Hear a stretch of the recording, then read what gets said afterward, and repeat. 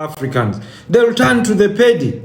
They will turn to the Swana because they feel a sense of entitlement. They are lazy. They do not want to work. Do you want us to remind you all those wars in which you are defeated?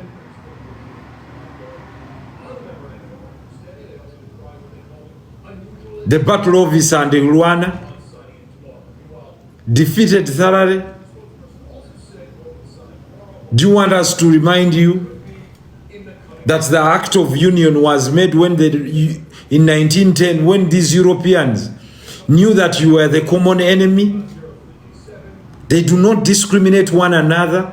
For you, you do that. After having fought in the First Anglo-Boer War and the Second Anglo-Boer War, they realized that the common enemy was this fool. Hence making the unity in the Act of Union in 1910 that declared apartheid against you. They took all your land. What did you do? To run to us. They took all your minerals. What did you do? To run to our fathers.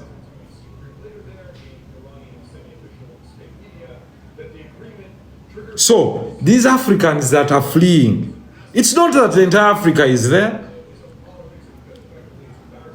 I'll give you an example of Uganda. It's hosting over 2 million refugees from Ethiopia, Eritrea, Congo, and many other countries.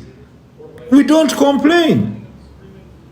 We understand that by the time someone moves out, your neighbor, and runs to you, there is a problem. Give them the chance to work. After all, you have South African immigrants that are working in the UK, that are working in Europe. Now the gun has turned against you as well.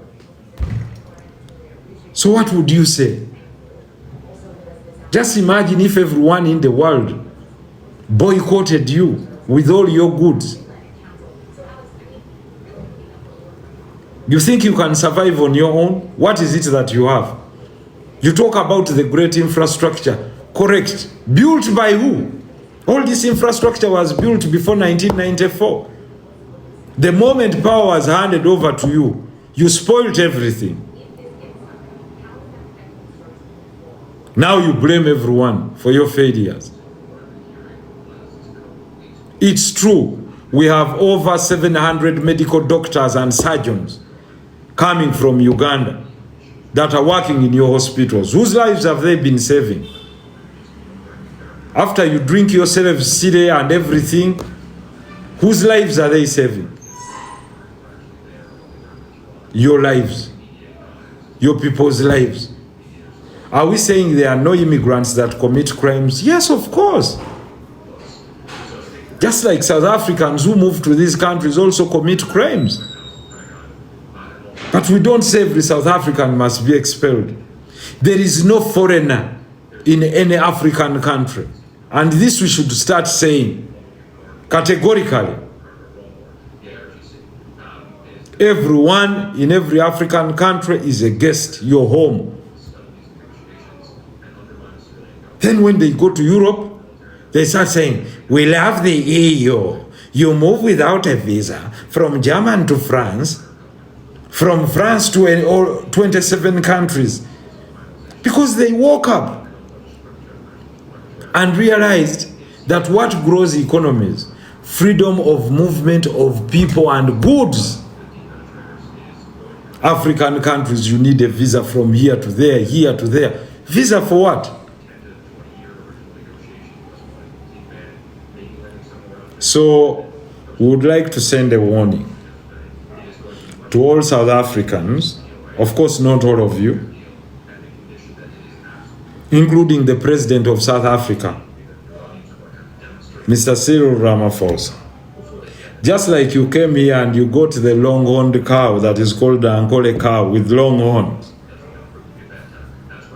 we would like to remind you that that is the African integration that we want. Not the arrogance of your people. You must come out and without apologizing and tell your people that this is unacceptable. We saw people being beaten in front of the police. mob justice. It's a problem. It's not welcome. It's not acceptable. Any Ugandan that loses a life, there will be a high cost to pay. We can tell you. May this message reach you, President Cyril Ramaphosa. For any single Ugandan that loses a life, there will be a price to pay. We shall not keep quiet.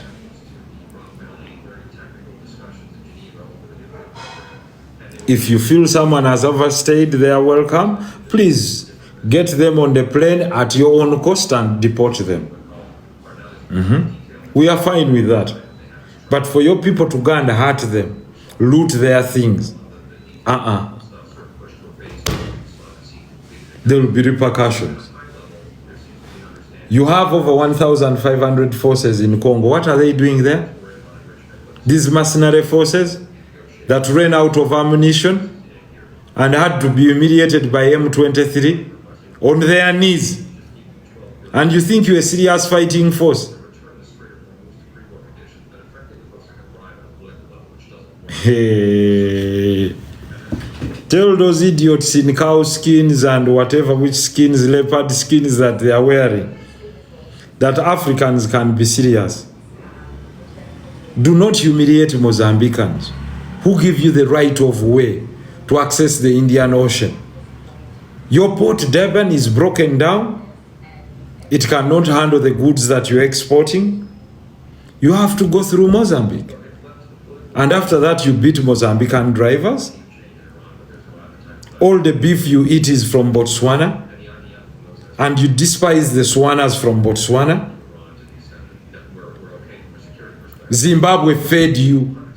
It hosted you. You even share similar tribes, like the Ndebele. The Ndebele are both in South Africa and in Zimbabwe, speaking the same language, of the same origin. This side in Bulawayo, and that side on your side of the border. So we are very serious on this. We are reminding you that Africans will not sit and watch. And by the way, we've told you, at the moment, this is the beginning. Even if South Africa is versus South Africa, we shall support the stadium. Or we shall support the referee.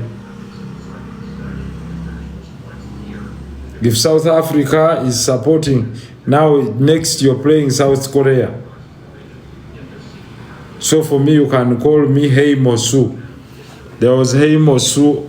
And he has him film yaba South Korea. South Korea mwali mwani. Who was in South Korea? Yali ani? Waliwo seri yaba South Korea yali ennungi. Jumongo. Okuva n'olwaleero nze Jumongo. Until we defeat South Africa, mugenda kutulaba. You'll see us in the worst way. South Korea Jew. Right there, South Korea Jew. Jumongo. Okuva n'olwaleero nze Jumongo. Jumongo. Yes. Wandika nti Jumongo. Jumongo, yes. South Africans, we are not joking. We have our own problems at home, but we respect and love all African people that come. Sudanese are here, Eritreans are here, Ethiopians are here, you know. All Sudanese from Khartoum are here, and they are welcome. You see, when you're oppressed, Uganda is welcome. Please come.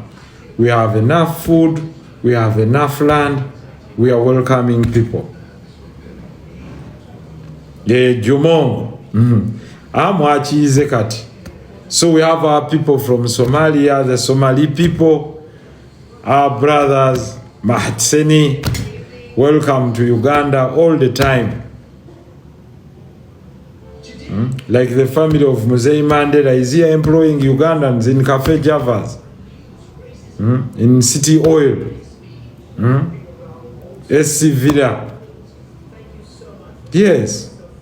Tomiyasu. So Tomiyasu. Tomiyasu si mu Japani. Jumong. Nzenze Jumong. So I want to get, if you know you're a South African, you come up here. You tag South Africans in this message. Please share to every South African account that you know. So, Kim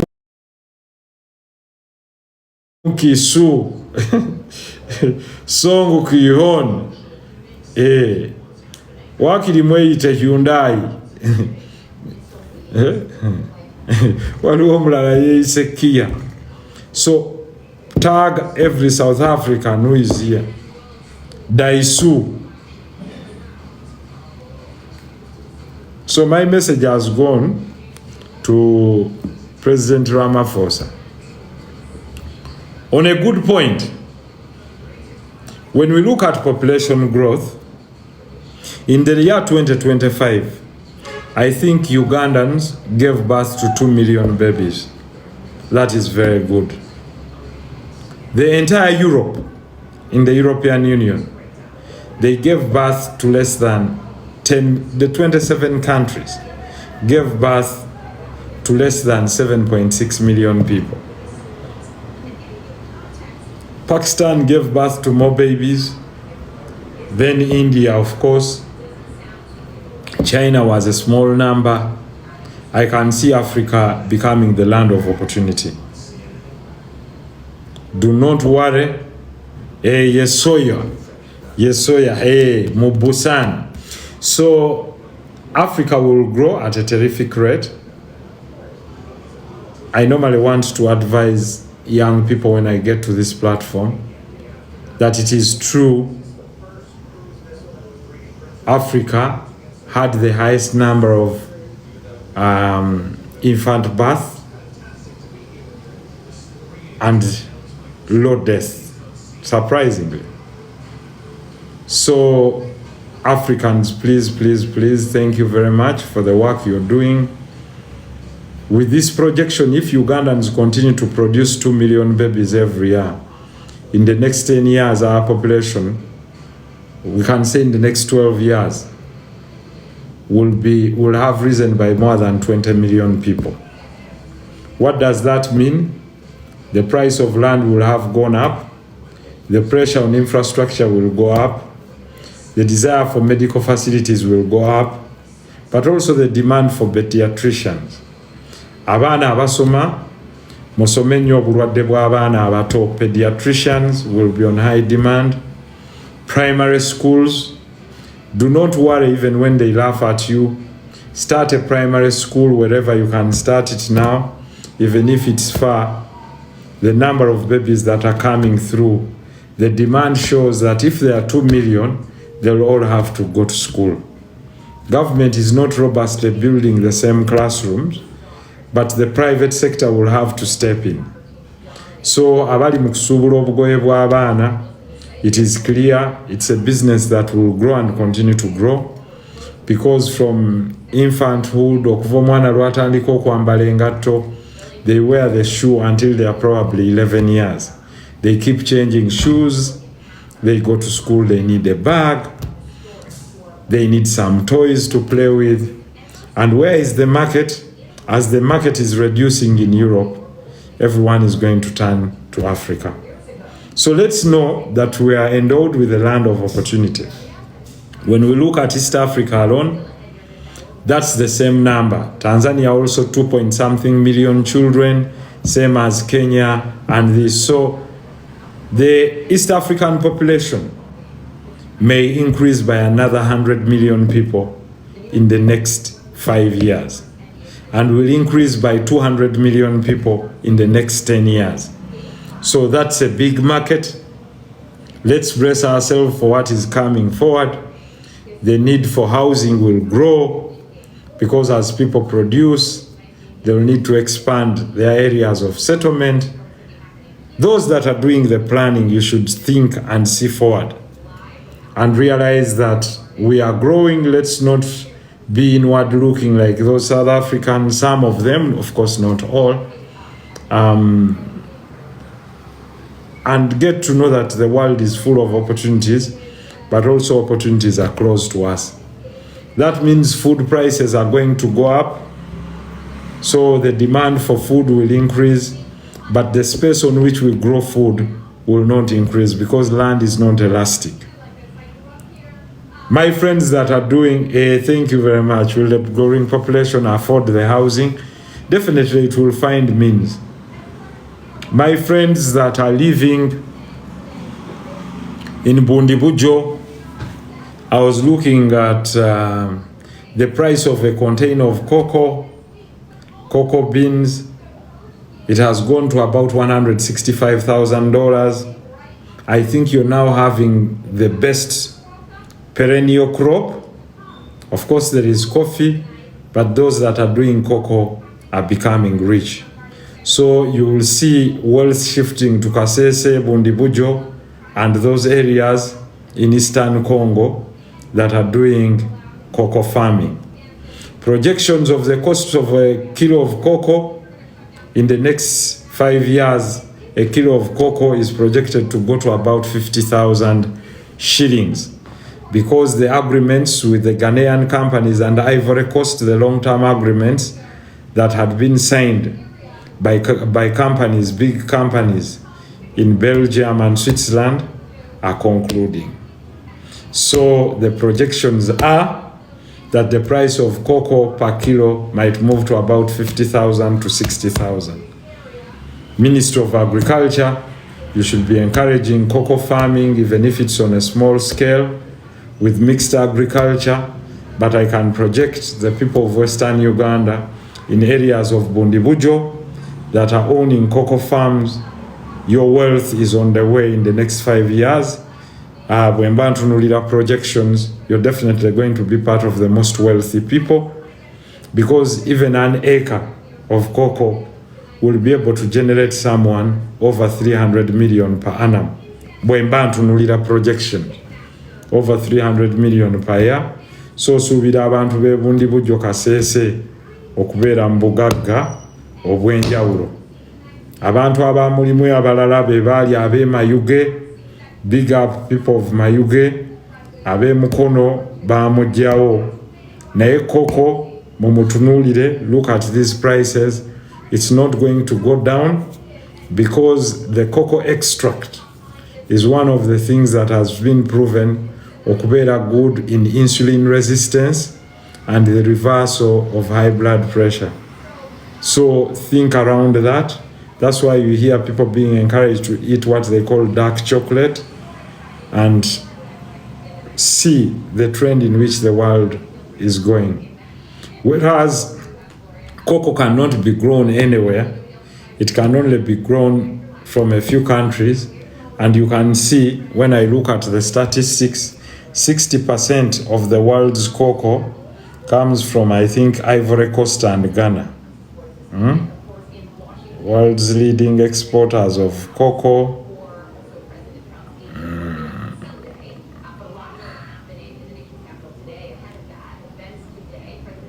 Of cocoa. Of cacao. Mumuita cacao. Yeah.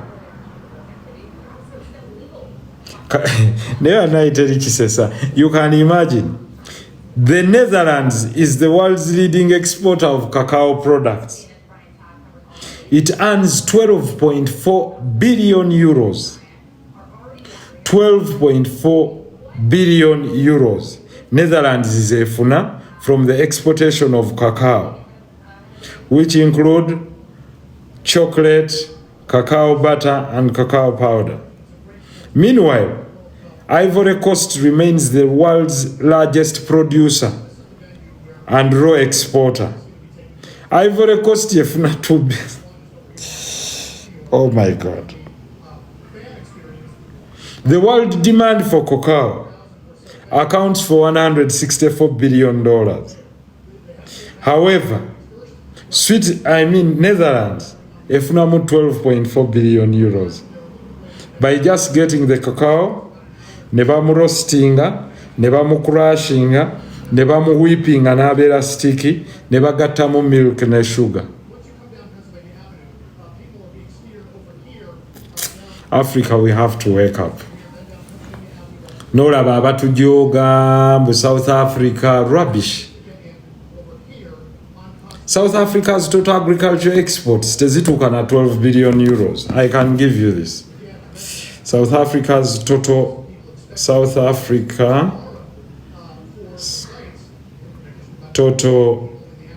agriculture exports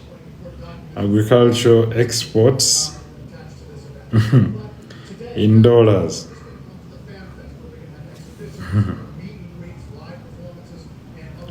South Africa makes $15.1 billion in agricultural exports. But look at those Ivorians that have cocoa. So, if Uganda had 1 million cocoa farmers and improving value at home by producing chocolate, by producing medical products, you can imagine. Coffee and cacao alone can take you to another $40 to $50 billion.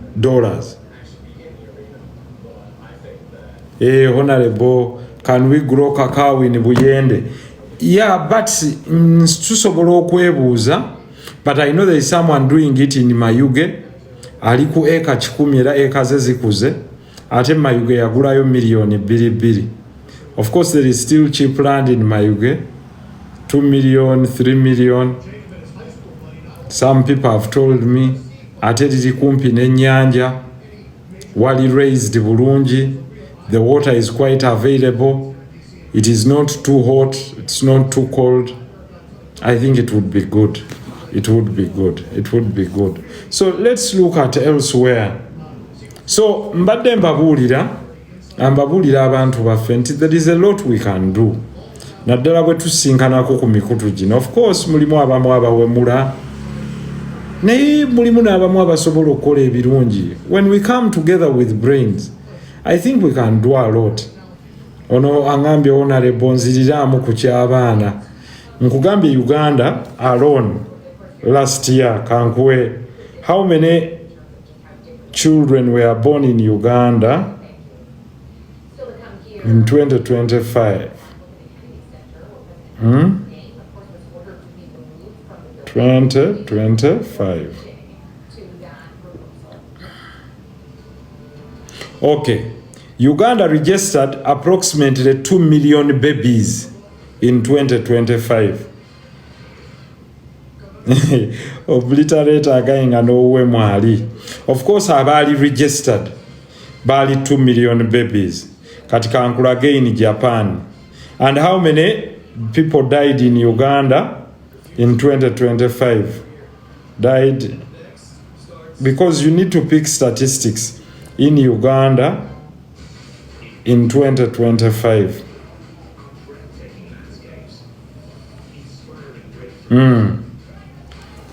So the registered births in Uganda were 2 million and the people that died were 274,000 in Uganda in 2025. Now that's a huge number.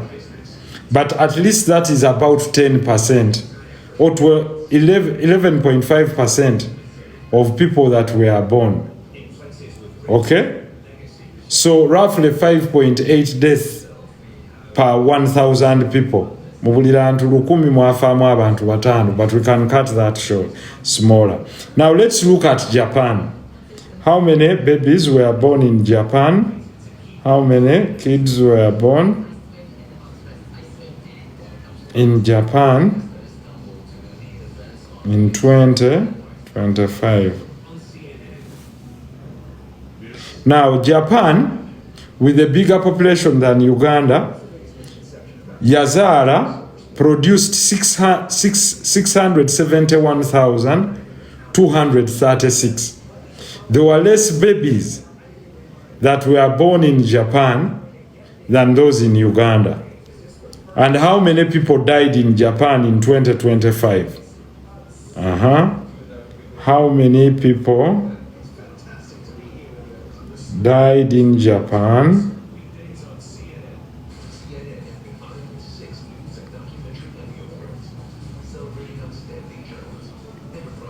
Kati njagala babuulira lwaki buli omu abagamba Africa is the next big dream. Japan lost 1,589,489 people. More people died in Japan than in Uganda. Okitegeera. So Japan has a deficit of 900,000 people. Ekyo kye bayita declining population. Kitegeeza Japan must look elsewhere to replace this population by 900,000 people, if not economy yayo egenda collapsing because the aggregate demand egenda shrinking. Oba muntegedde abampuliriza. Naye nga ate bagamba nti abantu abaafa ekiwuubaalo mu Japan, those who died because of loneliness in Japan were 76,941 ng'ekyabatta yabulwa anyumya naye. There was no one to talk to. They were not sick. They were not anything. That's why I tell you people, it's good to create these groups. Our African culture is great. Today we went to attend a burial where more than 4,000 people. Ewa Sheikh Mbogo, mugende mwetanire mikolo. Mubeere mbantu. Friday after Juma nze nteeka waawe emmere ne tulya. Okulya n'obeerako n'abantu. N'omanya nti kati olwaleero tulidde ku lusaniya. Ne tulidde bangi. Because life is all about that. We overcomplicate life. Kyova olaba nti tubeera ku TikTok kuno. Si tuba tubuliddwa ebyokukola, but to come and share the knowledge we have with people. Era wano nakuteereddewo nagamba nti right now Japan yali esinga okumma abantu visa kati ezigaba kyere. Reason eyagala bantu. Now Japan wants people because it must replace these 900,000. Because if the trend continues like this, that will mean there are more aging people in Japan without replacement. If the next year also 1.5 million people die in Japan, that will mean in the next 10 years Japan will have lost about 18 million people plus. So car manufacturers will lose, those with houses. That is why in some areas in Japan there are no people occupying houses. Now that leads a crash to the economy. Because the banking sector can only survive when there are people that are depositing, that are borrowing, that are being lent to. Holiday. So abasobola okweyigira olujapani mwe mumanyi. Abajapani abeetuga. Student suicide. 532 Japanese committed suicide. Beetuga. Ng'embeera batabuseeko. Kangende mu South Korea.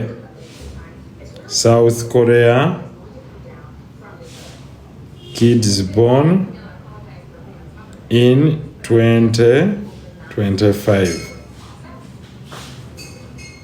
South Korea only produced 254,000 kids, emitwalo 25. And how many people died in South Korea? How many people died in South Korea? South Korea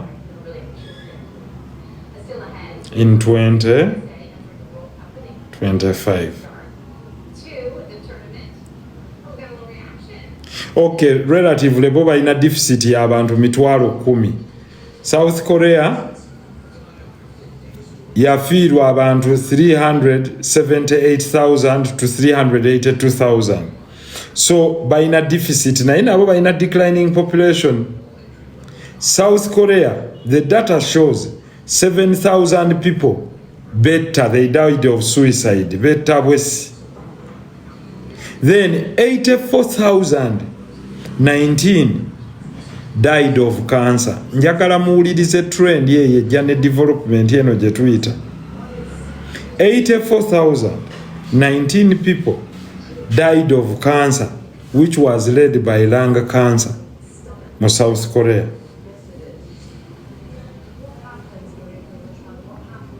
Ekyo nno kintu kikulu.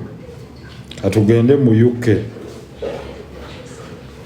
How many kids were produced in UK in 2025? UK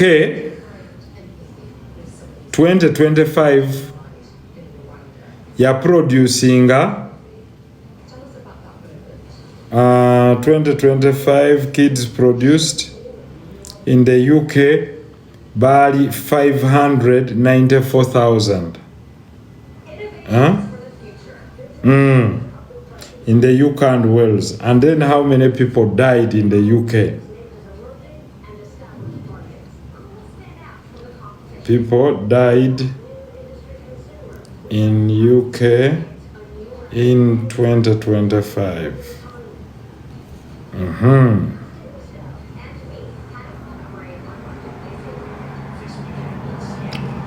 Relatively era bobe equalizing nga tebeyongerako tebabanja. There were 570,988 deaths in the UK in 2025. Bafa bulwadde ki? The worrying cause of death bainamu cancer nabo, bainamu ne webayita Alzheimer's. Alzheimer's we bulwadde obw'okwerabiralabira obw'okuwulubala bujja nnyo mu bantu bakadde, be bantu 72,272 people died of Alzheimer's. So UK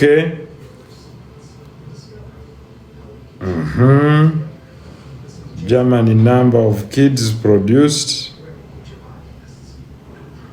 Kandabe total EU total number of kids produced in Europe in 2025.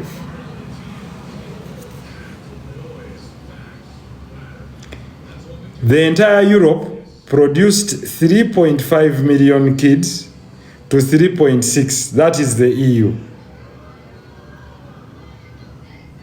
Those who were born across the European Union, 27 countries. Bazaalibwa abaana million 3.5 mu EU yonna, across the borders. How many people died in the EU? How many bameka abafa died in the EU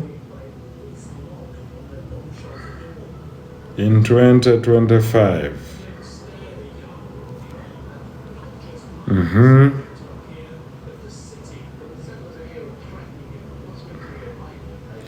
4.8 million people died in the EU. Kitegeeza ne Europe ekyetaaga abantu.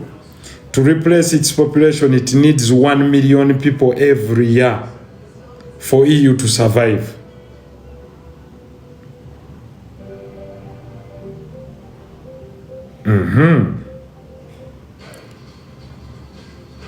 Europe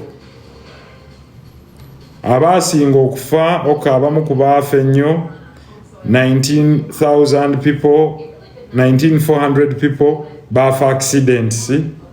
19,400 people baafira mu accidents mu EU. Naye baina shortage ya million emu mu emitwalo abiri. Hence the reason why the market is declining. So let's look at how many babies were born in Nigeria alone.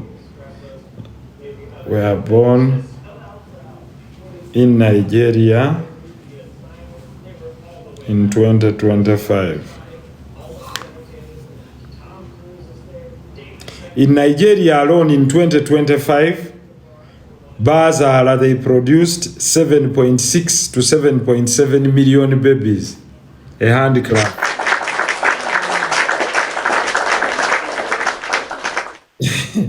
Nigeria, a big handicraft. 7.7 million babies. And you see now why everyone is rushing to Africa.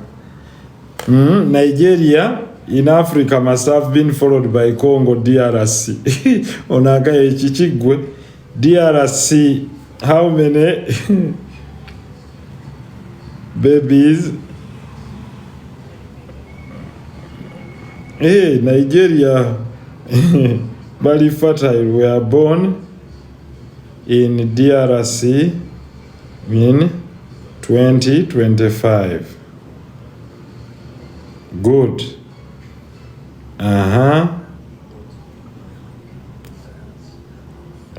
DRC in Congo, DRC.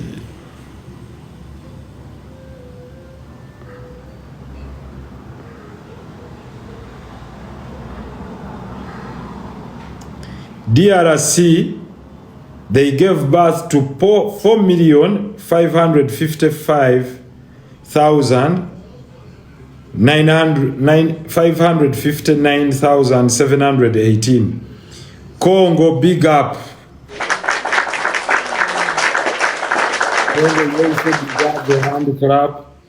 You gave birth to 4.5 million babies. So total number, katulabe how many babies. No, Uganda no temuli serious.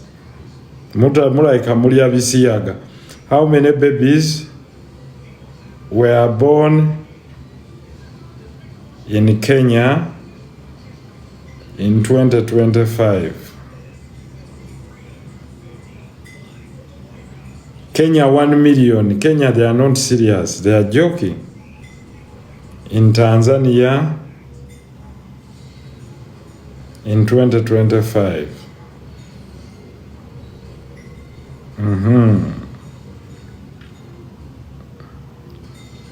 Tanzania 1.8 million. These ones are also joking. How many babies were born in Africa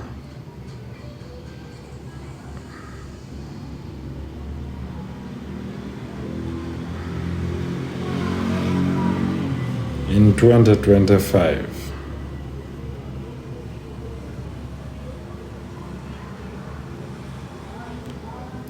In the entire Africa in 2025, 42 to 43 million babies were born in Africa.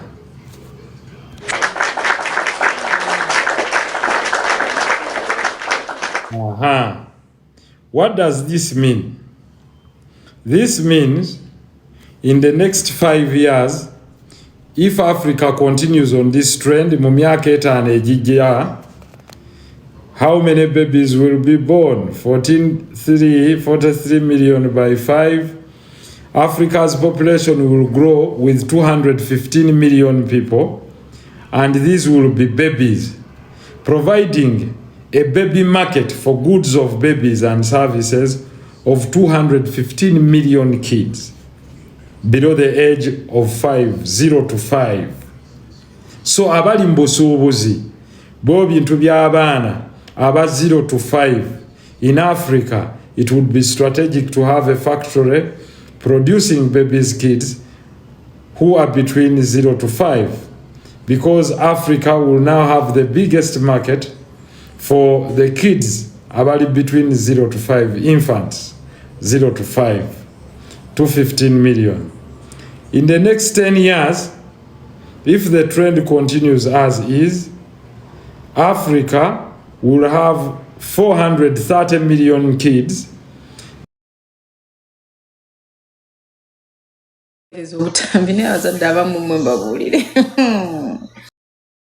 Kids going to school.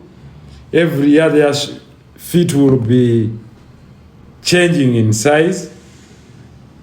That would mean it is strategic to invest in Africa in these kids' clothes because omwana akula from 0 to 10. And if the trend continues like this in the next 15 years, 443 times 15 years,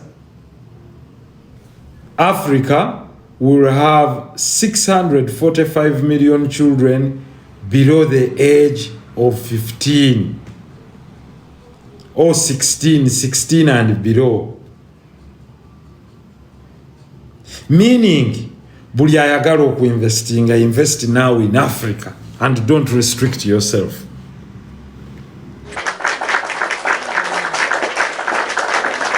Don't worry about purchasing power. Mwine obuzibu. Omanyi mwe muva buvimbitabo. People will always be there to purchase. Jajja wange yagula emmotoka ya Zephyr mu 1930. Naawe ovuze eyiyo kati. Jajjange ebulika kakoma yagenda okufa nga naye ayina emmotoka mu luggya. Austin Martin gye yayina nga yafa mu 1952. Kitegeeza yali yagirekawo mwaka ki, yagigula mwaka ki, baga yali akagivugira emyaka 10, meaning in the 1940s. Era waliwo abayina. Now, two things in my strategic lesson. Thank you, Calvin. One, investment in education, investment in clothing, investment in housing. Because bano bonna we banawereza 20. If Africa continues like this at 43 times 6 times 20, Africa ejja kubaamu nga yeeyongeddemu another billion people. Meaning in 20 years, the price of land will have multiplied by 200%. Oba muntegedde.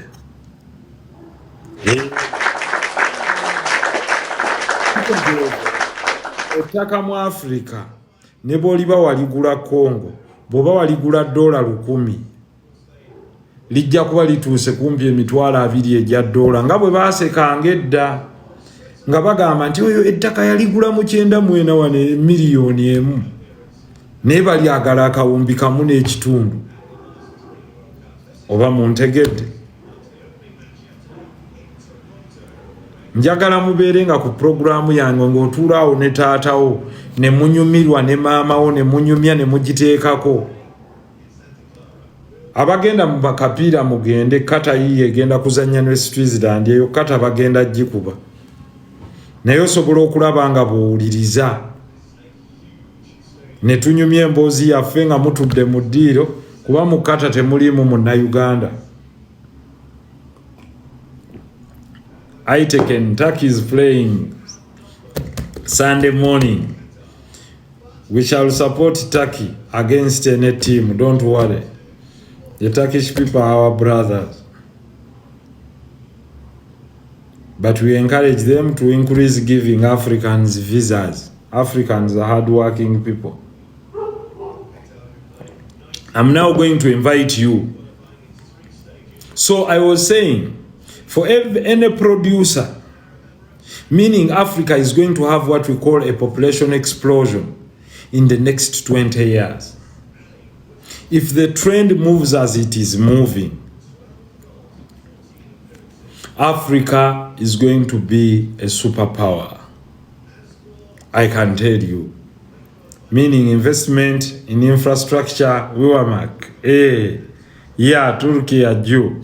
I'm going to now call you people to share the little that you have with me or ask a few questions. There is key allies of Manchester, Skyman, Najib. I'll call all of you.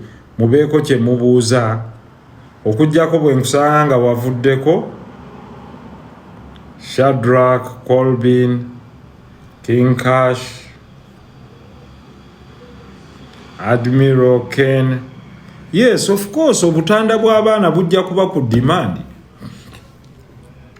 Kuba buli muzadde bw'azaala omwana alina n'obusuuka. Travis Fort bannaye ngezaako okubayita bw'oba tozze omanya tobaddeeko. Colbin. Honorable, assalamu alaikum. Waalaikum salaam. Gamba otya mukama wange? Ndi bulungi, ggwe oli otya? Ndi bulungi. Nina ebibuuzo byange maze nawe weeks 2. Ku nsonga ki? Nsonga yeeno ku UAE. Waliwo ekipapula kiri mu kutambula simaba wakirabyeko.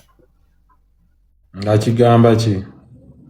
Pledged and commitment. Kati oba omukulembeze weeno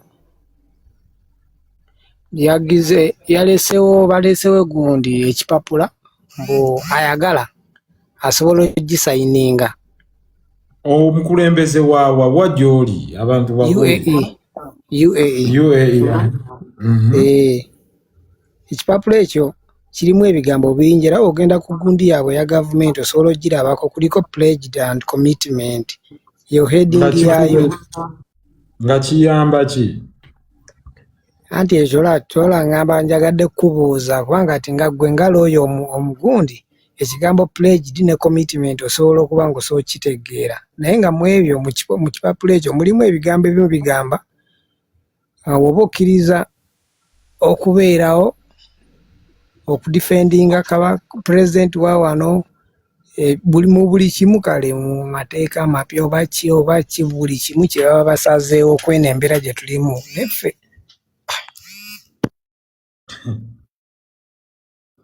Wano nkisomyeko kigamba a pledge and commitment can refer to a formal, multi-year promise to a charity or a business, or to the UAE's national initiative where citizens and residents digitally reaffirm their loyalty to the nation's values and its leadership. The UAE Pledge and Commitment. The Nationwide Pledge and Commitment Initiative invites citizens and residents to express their gratitude, unity, and allegiance to the UAE's President, His Highness Sheikh Mohammed bin Zayed Al Nahyan. Oyatidde baagala muwamba kiki? How to participate? Participants can visit the official Pledge UAE portal, submit their details, and instantly receive a digital certificate of appreciation to download and share on social media. The purpose, launched by the Ministry of Tolerance, nti kyateereddwayo Ministry y'okugumiikirizigana and coexistence n'okubeerawo obumu. The campaign highlights core principles like coexistence, peace, social cohesion, and national responsibility. Ndowooza byebyo. Munna. Tikirabamu buzibu. Abakugu abamu bagamba ekintu ekiyinza okuba nga bo balina kye babaze ku lwa namba y'abantu okuba abatini in case of anything. Naddala ebintu ebiri mu kugenda mu nsi ye okulaba nga ffe tusome emisoso egikigendamu. Of course balina enamba ntono naye lwaki seyongera okisomako n'okukyebuuzaako? mbadde era kyentibadde njakuba abaana batandise obisayininga abaana bangi ababisayininze naye nga tekikuwa butuuze bwa nsi eyo. Tetwagala butuuze naye kiyinza okuba nga singa kisobola obbawa amaanyi okuyikiriza abalala nga bakimanyi bwetuli tetulina gye tulaga wasalawo okkiriza okubabeerererawo kitegeeza ebituuka nga bya ddala si butuuze naye nga kati lwaki baagala abo tebayinza kgenda mu lutalo lwonna kati lwaki baagala tusayininge ffe twakkiriza okubeera wano era tubaagala nnyo bantu baffe tusasula emisolo gyabwe kati lwaki nsayininga ate lwaki nkomitinga? Anti abo abasajja babanja onootuweereza bwe tukuyita okuyoola kino n'okiyoola bibaamu bagagwa ateeka wano omukono kitegeeza commitment aida gyebale molaba maloba Honorable assalamu alaikum. Long time ganda wange kati ndi bulungi mu Honorable Nsereko kati Honorable tulindirawo omupiira gwa Brazil kuba Kalero kankusese wagenda n'olaba omupiira gwa Arsenal ate nange naliyo nesobola final ya Champions League yali egundi naliyo nakwekanga nga ndi ku live ate nange nokera wuti nga nawe gyoli nengamba muganda waffe sewedde mulaba obeera Budapest nze mbeera Uganda naye kingana kutambula ebintu ebimu twabigonzaamu Honorable wadde ensi etukubakuba naye ekiganda kwerekereramu akatonotono naye maloba ojja kwereetera fitina kati abantu kabatandika okufolowing sebe ogenda n'olaba omupiira eBudapest. Kankubuulire Honorable okyajjukira nga wakatandika miitingizo omuntu yava nakuwako some advice ku ngenge gy'osobola otandika mu campaign. I think you remember otwali Namora naye kati abantu ebintu byeteetaaga bannayuganda okwejjamu wadde tuli mu nsi erimu obwavu naye tuveeko okulaganya otwo tuli bannako abasembayo waba olina mutambuza obulamu. Mbadde njagala kunyumyako muganda wange ono kyadageza kwogera ku ekyo bayizi basayiningisa waliwo ekigenda mu maaso mwezi ensi bali basanyisiriza contract zino ene problem we kutuusibwako tebaba nabuvunaanyizibwa kugoba tinoki oba wakkiriza ekyo kyonna ekinatuukibwa mu eyo ensi museekeza abawala kubanga essaawa zino ebigenda mu maaso bikyawanvuwa kuba tumanyi ekinagwera amakulu bwe bakuba bomu wooli insurance poteya oba oli mu lutalo. Exactly. Kati gwe era mistake bannayuganda nze mbagamba nnyo tomala gasayininga mpapula by'otamanyi. Ebiseera ebisinga bannayuganda bwe bakusayininga ne bagamba bagenda kuwaddira mu weziti opapa okusayininga naye wasomyeko ebiri mu gundi eyo contract gy'osayininga biki by'osayininga oba okiwulira Honorable kati ebiseera ebisinga obungi ffe tulukunira nnyo ekyamangu naye tumanya kiri mabega wa coverage oba olupapula bakuwadde kiki ekirimu bwe twegendereza bannayuganda era mbadde nzija mbagamba nnyo ku live ezisinga obungi nga mbagamba ekintu ekyo mukirekeraawo bw'olaba kigaanye kite kiveeko. We tujja ku kya operation kino kibadde ogamba Africa very soon tugenda kuba mbuuziza Honorable lindako katono Honorable omupiira gwa Qatar ne Switzerland olaba gugwawa nze Qatar nandibadde njagala kubeetuwa emirimu naye Switzerland egenda kuwangula bwe tuba twogera bya mupiira nkomyawo eyo prediction yange naye tekitegeeza nti nze asalawo okwo kwe kulaba kwange. Honorable Nsereko tukize tugaane balina ssente tebalina mupiira simanyi balina mwoyo ow'ebiviiri oyo wakati oba ye yali ani omuvubuka oyo yalinga shaati 11 omukataali oba erinnya lye yani munyasaka nkutumidde banaye katamu naye tujagala etuweera abantu baffe emirimu ge mazima naye munnange ne bwe tunaajagala esingako ku South Africa efubutula abantu baffe naye nga ne bwe tunaajagala akapiira mu kikopo tekawera. Honorable naye gwe omanyi nti gundi erinamu musajja waffe kandako oba atandise Switzerland mulimu omukulu sinnamulaba bamuyita Bureeru. Switzerland erina omuzannyi wuuyo Bureeru embolo mwali ne Granit Xhaka. Ati Honorable nze kankwerekereze embolo wamufudde waffe wati embolo wamufudde waffe njagala muwagire buwagizi era nga buli bwakukwata kuyitandi embooko ye Brill embolo. Mbolo. Naye aluddeko myaka kati nga 10. World Cup ye Oba yakusa. yani oba taluddeewo. Ffe tulaba Brill embolo yagenda osooka okuteebaawo. Onaleba kukuzaayo ko mabega katono nnyo. Gye ndi baaba kankwata omu Maloba. Linda kato.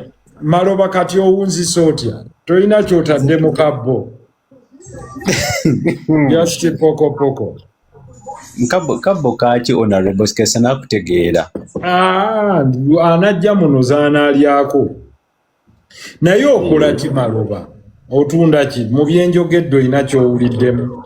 Population bwegenda okula. Tuli mu bitabo nagundi nangatto. Era toyinza kukola loosi kuba abaana bakyajja bangi. Okusoma tekukendeera, buli agenda ku ssomero na kitabo. Biba mu season, then depends how you count. Oba okiwulira. Ate ffe ekyenjawulo ekiriwo kati wawo emisomo gye tasobola kusasula gavumenti gye yatuggyako nga bwe bitabo. Naye ate nze situndira one book nze nsuubuza. Nsuubuza kati nze nsuubuza nnyinza essomero ne nyikubira copies 5 bwe bityo. I don't send that one book. That is very good. Kati nenga tobiki bwe bityo bwentamuza obulamu Honorable. Okolera ku NASA? Ano sikolera ku NASA, kolera ku Bomba Road. Ku NASA njigulayo obuguzi materials. Sijja kwogera nnyo ebintu bye like kati omwezi sookozesa wiiki sookozesa boxi nga 7 okujjamu ogundi copies boxi 7 ku 6. 6 feet ya container gye nsobola okukozesa omwaka. Sijja kwongera details kumanya omanye bannanga ba URA bye bategera buli kimba gya tunyibwoolo. Uganda tebaga asasula misolo. Kati Uganda bagiwa nabo tebalina gye bagikozesa. Anaye tetumenya abantu. Omuntu amala okuwa naye n'awulira nti gwe baaguwadde ate baamuwaddemu zaakulya buli kolooza ye abaawulira ati. Oteeka mu kisero naye ng'ekisero wansi waliyo ekituli kiziyita mbuyisi. Bannayuganda tebandiganye singa ebintu tubikola kituufu. Onosonyiwa Maloba okutawaajaamu katono naye Honorable nange njagala nkuzzeeyoko emabega. Ojjukira olunaku nali mu senior 1 nga nsomera Kampala Secondary. Olunaku lwe wajja n'ogamba notuyimbirawo tinavumiriya tinanderea bannange I was so happy. Ne batugamba waliwo gayi gwe watambula naye sikyamujjukira n'atugamba banaye twagala mujje mutulonde. Bwe natuuka nga simanyira byakulonda ogayi n'angamba kakati gwe okyali muto senior 1 olina emyaka 13 ne mukaa ngenda kukola ati angamba mbadde njagala nnonde n'angamba omanyi ebyo ebiseera byo ID zaali tezinnaba kujja. N'atugamba mumanyi mujje mwewandiise omanyi awo ne bampeerawo 18 amangu ago. Honorable olunaku sijja dwerabira. Ndowooza oli 5 mu 2. From now amana nenzirayo ku myaka gyali kuba kuregisteringa byali birala P7 of course yali endaga nga nina okuda naye wano mu kuregisteringa netugenda netulonderawo ku gundi mu Kisenyi. Nzijukira watu wampa emitwalo 2 wampa emitwalo 2 nzo okuva ko Honorable n'engamba banange era nze mutwe nkola kulai nzija n'empuliriza n'engamba ne lwaki oyina olugambo emitwalo 2 gye wampa gyali gya kuzina we watuyita n'ogamba tinavumirya ng'okuba rap then n'ogamba muke wansi jukira kalina engeri gye bazimbamu eza Kampala Secondary. N'ogamba muke wansi then netuuka wansi abaana ba senior 1 netujjaawo netuzina n'osimba ekyebiri. Peri kati kankubulire kino Honorable kankubulire kino muto wange yali akulirawo Mowino kati yali asoma nenga wakola kati nojja n'okuŋŋaanya abantu abanakumira akalulu najja era mumanyi yali golokipa w'owina abasinga obungi mumanyi omuvuka yali omuwanvu ennyo waffe tuli bangulu kati najja kukuumira kati nze